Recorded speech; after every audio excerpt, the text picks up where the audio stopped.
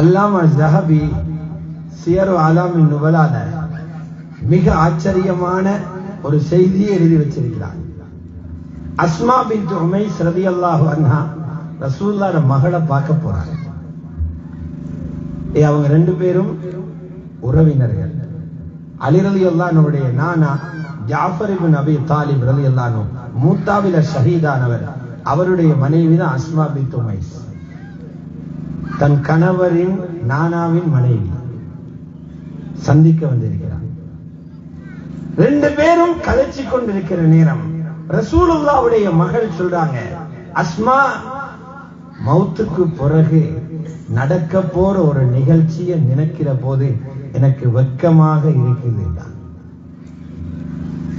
ஹஜ்ரத் அஸ்மா கேட்கிறாங்க, மௌத்துக்கு பிறகு வெட்கப்பட என்ன இருக்குது? வெட்கப்படும் இங்க தான் சொன்னாங்க. பாருங்க, எங்களோட ரூஹ் உடம்பில் இருந்து பிரிஞ்ச உடனே எங்களை குளிப்பாட்டி கஃன் செய்து மையத்து கட்டிலில வச்சுத்தான் எங்களை தூக்கிட்டு போவாங்க பள்ளிக்கு. மக்கா மதீனாவுக்கு போனவங்க பார்த்திருப்பீங்க, எங்கட நாட்டில கொண்டு போற மாதிரி சந்தூக்குல ஜனாசா கொண்டு போக மாட்டாங்க. ஒரு கட்டில ஜனாசா வச்சு பிடவையால மூடி இருப்பாங்க. மையத்து உயர்ந்ததா கட்டையா கொளுத்ததா மெல்லியவரா எல்லாம் கஃனுக்கு மேலால பார்த்து கொள்ளலாம். சொன்னா அஸ்மா ரலியல்லாஹு அன்ஹா, இப்படி கொண்டு போற நேரம் எத்தனையோ ஆண்கள் கஃனுக்கு மேலால் எனது உடலின் பருமனை பார்ப்பார்கள். கபருடைய மண்ணுக்கு மறைய முன்னால் உடலின் பருமனை பார்ப்பார்கள். இதை நினைக்கும் போது எனக்கு வெட்கமாக இருக்குது. சுப்ஹானல்லாஹ்.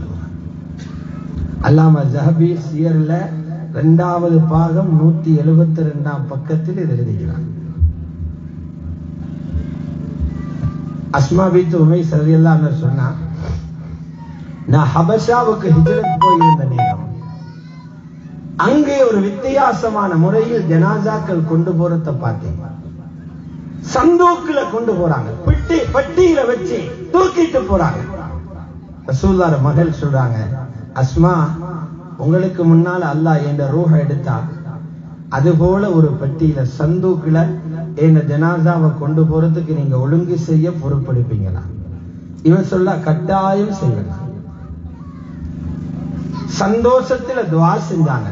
சத்தரகில்லாஹு கமா சத்தர்தினி, அந்நிய ஆண்களின் பார்வையில் இருந்து எனது மேனியை மறைக்க உதவி செய்தது போல் அல்லாஹ் உன் குறைகளை மறைப்பானாக.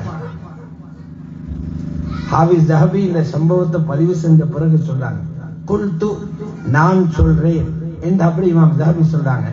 மதீனாவுடைய வரலாறு பிரட்டப்பட்டுச்சு. மதீனாவுடைய ஹிஸ்டரி, மதீனாவுடைய வரலாறு மாற்றப்பட்டுச்சு. முதல் தடவையாக ரசூலுல்லாஹ்வின் மகளின் ஜனாஸா சந்தூக்கில் கொண்டு போகப்பட்டது. இது வெட்கம். இதுதான் நாங்க நேசிக்கிற ரசூலுல்லாஹ் பெண் பிள்ளைய வளர்த்த முறை. இவங்கள முன்னால எங்கட பெண்களை எழுப்பினா கியாமத்தில தோத்து போவாங்களா, வெட்கப்படுவாங்களா, வெற்றி அடைவாங்க?